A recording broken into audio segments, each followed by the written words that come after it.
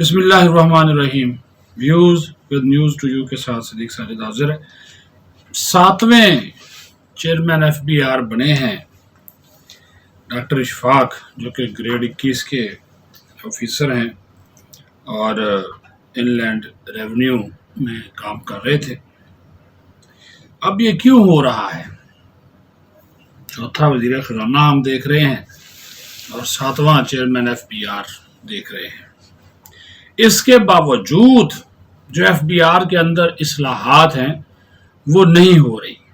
جو اصلاحات کرنا چاہتا ہے وہ چلا جاتا ہے. جنہوں نے اس کے اوپر عمل درآمد کرنا ہے، بیوروکریسی 23-24 ہزار بندہ جو ایف بی آر کے اندر بیٹھا ہوا ہے، وہ اتنا پاورفل ہے کہ وہ ٹس سے مس نہیں ہوتا، اپنی جگہ سے نہیں ہلتا، لیکن جو ان کو ہلانا چاہتے ہیں وہ خود ہل جاتے ہیں، چلے جاتے ہیں. شبر زیدی کی مثال آپ کے سامنے ہے. ان سے پوچھ کے دیکھ لیں ان کو کیوں کام نہیں کرنے دیا گیا. اب تازہ ترین نشانہ بن گئے یہ جو پہلے چیئرمین تھے عاصم صاحب، اور ابھی ڈاکٹر اشفاق، یہ جو اشفاق ہیں یہ آئے ہیں. یہ کتنے دن رہتے ہیں یہ بھی آپ کو پتہ چل جائے گا ویورز. لیکن میں جو آپ کو بتانا چاہ رہا ہوں، وقار مسعود استعفیٰ دے گئے.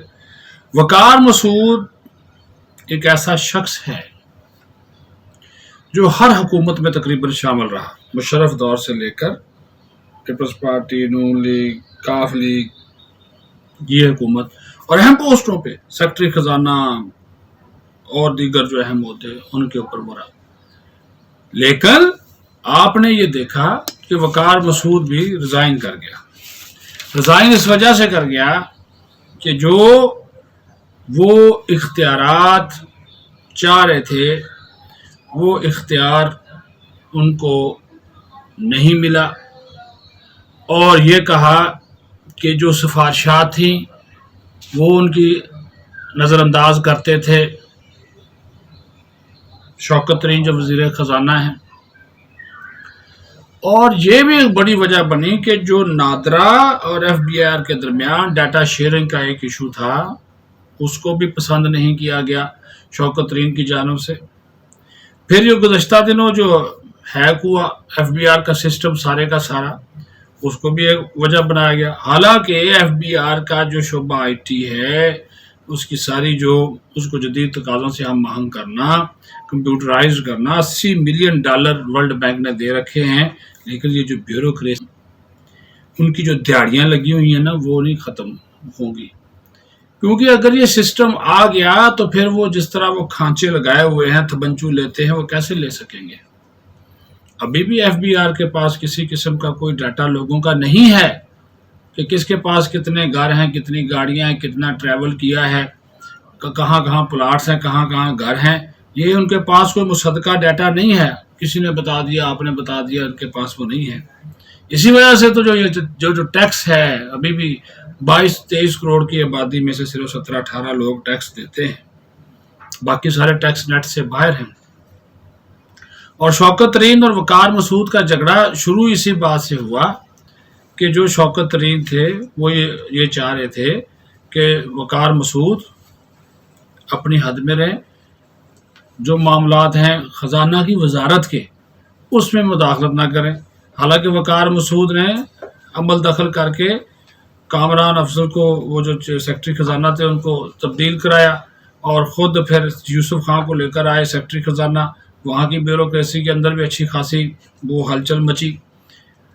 اب یہ سلسلہ ایسا چلا کہ بیوروکریسی نے ایک محاذ بنایا وقار مسعود کے خلاف، اور شوکت ترین بھی ان کو پسند نہیں کرتے تھے کیونکہ ان کو مشورے دیتے تھے. پھر یہ جو بے نظیر انکم سپورٹ پروگرام، یہ جو کامیاب نوجوان پروگرام نام دے جو دے احساس پروگرام، لیکن یہ سارے نکلے بے نظیر انکم سپورٹ پروگرام سے. یہ سارے آگے جو ذیلی شاخیں ہیں اس کو کامیاب جو نوجوان پروگرام تھا اس کے اوپر بھی، اس کے جو پیسہ تقسیم ہو رہا تھا اس کے اوپر بھی اعتراضات اٹھاتے تھے یہ وقار مسعود.